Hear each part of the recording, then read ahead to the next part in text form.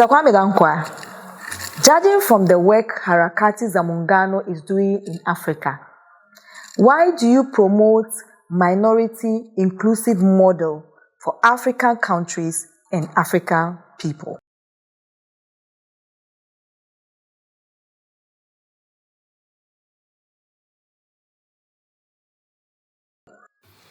I have been asked this question a couple of times.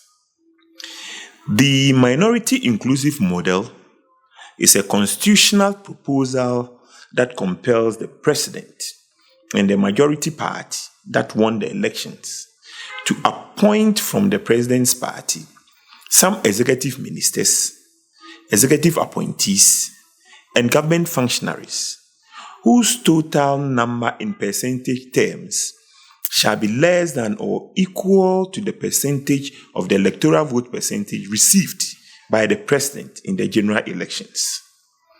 Under the minority inclusive model, the president shall appoint the remaining ministers, executive officials, and government functionaries from political parties that are different from the president's party or from individuals who do not belong to the president's party. The minority inclusive model can also apply to the legislators of parliament, under which the constituency dual representation model shall apply. For any two candidates who shall receive the highest number of electoral votes cast and the second highest number of electoral votes cast in a constituency election to the legislature, for both to be represented in a single constituency dual seat of the legislature to accommodate both majority and minority views from the constituency. In my previous presentation on this subject, I submitted that party politics in its present form has been a source of terrible disharmony in several African countries. But party politics can be very beneficial for socio-economic development if it is structured and practiced in an inclusive and consensual manner. In most African countries, the opposition and minority parties virtually have no chance of coming into power, irrespective of their competences and capabilities. And it is mainly because of the religious factors and a shared disrespect on the part of the actors for the values and principles of party politics. The various sharp divisions and frictional fault dimensions along religious lines, ethnic lines, linguistic lines, and socioeconomic lines prevalent in our societies called for structural transformation that will always build consensus in our political engagements so as to reduce conflicts and disharmony in our countries. The current design of the divisive, exclusive, and adversarial hyper-partisan politics thrives on competition, confrontation, and conflict. It polarizes society. The first past the post and the winner-take-all politics are unduly polarizing and adversarial. The minority inclusive model, which is an inclusive and accommodating system, embraces consensus, consultation, and cooperation. This unites our society rather than divide us. The minority inclusive model promotes a political system that will guarantee the opposition and minority the possibility and opportunity to share power and thereby vitiate the incessant resolve of the opposition and minority to destabilize the ruling executive and the government of the day in an attempt to rise to power. And as such an arrangement, any time the government initiates policies, programs, and projects, the opposition and minority will be constructively critical and progressively supportive because the system guarantees their active participation in government and the control of power. The majority party, absolute control of executive government, and the majority party continual hold on power influences most opposition and minority parties to often work against the incumbent and wish the incumbent ill, which often tend to undermine the state in a quest to facilitate the rise to power of the opposition and minority parties.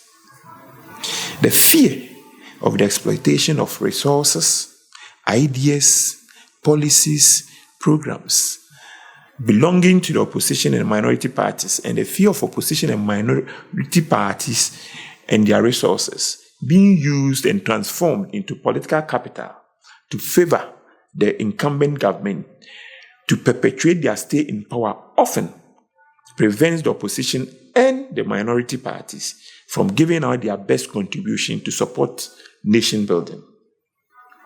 In most African countries, violence, the fear of violence, illegal election interference, and vote rigging has become a permanent feature of the election architecture. Hyperpartisanship, incumbent self-succession, and winner-take-all politics continually turns African people against each other, with one group of people fighting and degrading another group of people in their quest to gain political capital. In most African countries, there is too much to lose in continuing to maintain a system that often pitches brother against brother, father against son, mother against daughter, sister against sister, family members against each other, just to wrestle for political power. The consequence of this infighting and degradation among Africans is the retardation of the speedy development of African countries and the distraction of African countries from focusing their energies and resources on dealing with the serious internal and external challenges facing Africa. The infighting and degradation allows opportunistic external elements and exploitative foreign forces to manipulate African countries' internal divisions and weakness to exploit our resources. African countries must reform and embrace a new political arrangement, such as the minority inclusive model, that will provide avenues for societal vent by ensuring that new people, new ideas, new interests, new energy, new dynamics, innovation are continually brought to the fore to represent different segments of society and different interests of society through this new political model.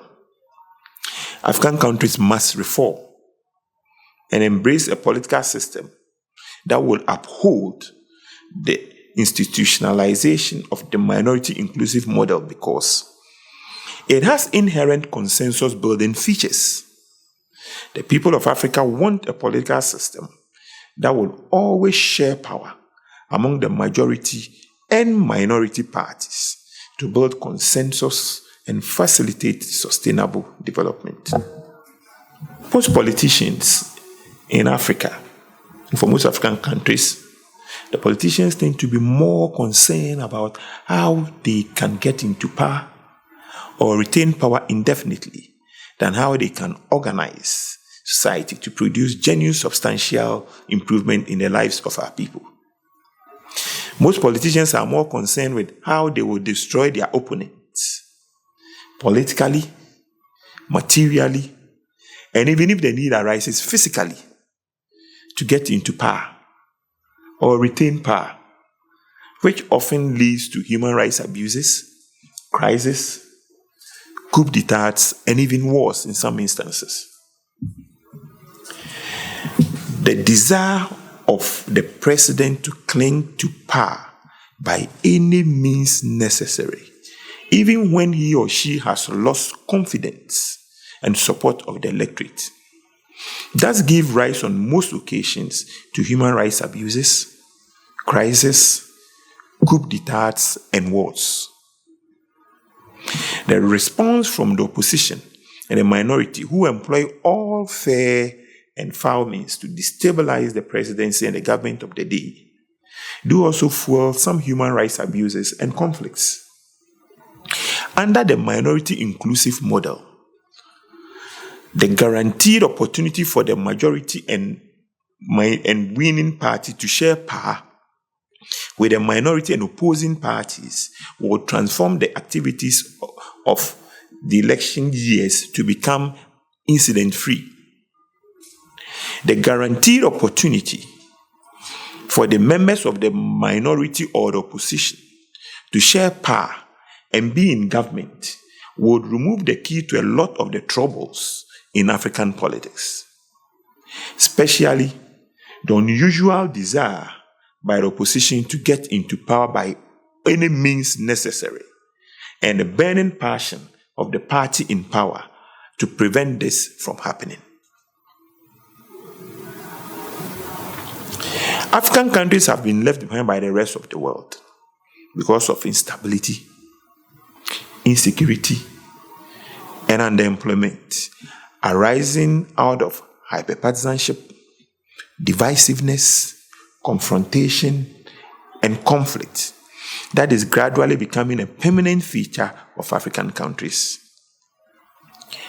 African countries are too far behind on the development ladder to continue to allow hyperpartisanship, divisiveness, confrontation, and conflicts to distract our attention and dissipate our energies and misapply our resources, instead of pulling together and focusing on our developmental agenda.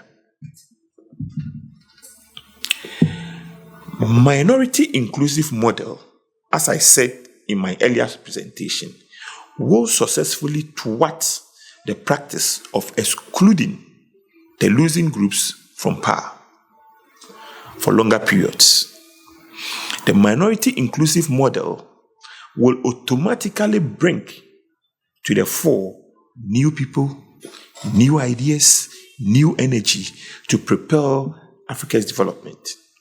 The minority inclusive model will always sustain consensus, given that consensus democracy is inherently more democratic as a result of its inclusive character, and it is also more conducive to political stability. The winner-take-all arrangement has inbuilt polarization and adversarial mechanisms, which automatically triggers conflict within the political system. African countries must reform and establish systems of government that have sustainable modifications. African countries need systems of government that have both the majority party and the minority party all represented in the executive branch and in the legislative arm of government at the same time. Exclusion from government power is not only unfair to losing groups, but in the long run also dangerous for winners and hence losers alike, since the losers may continue to undermine the legitimacy and stability of the democratic regime. The minority inclusive model, as I continue to submit, and the inclusive dual representation per constituency model, as I presented earlier, must be the way forward for African countries. We, the African people, are now agitating for a political system that replaces the undemocratic system of principle of exclusion with an inclusive political arrangement. This is the reason why I continue to champion the minority inclusive model as the surest bet to guarantee peace, security, stability, sustainable development, and economic growth for African countries and people. And this is the reason why you, and I, and all African people must work strenuously to reform Africa, to move Africa to the next level.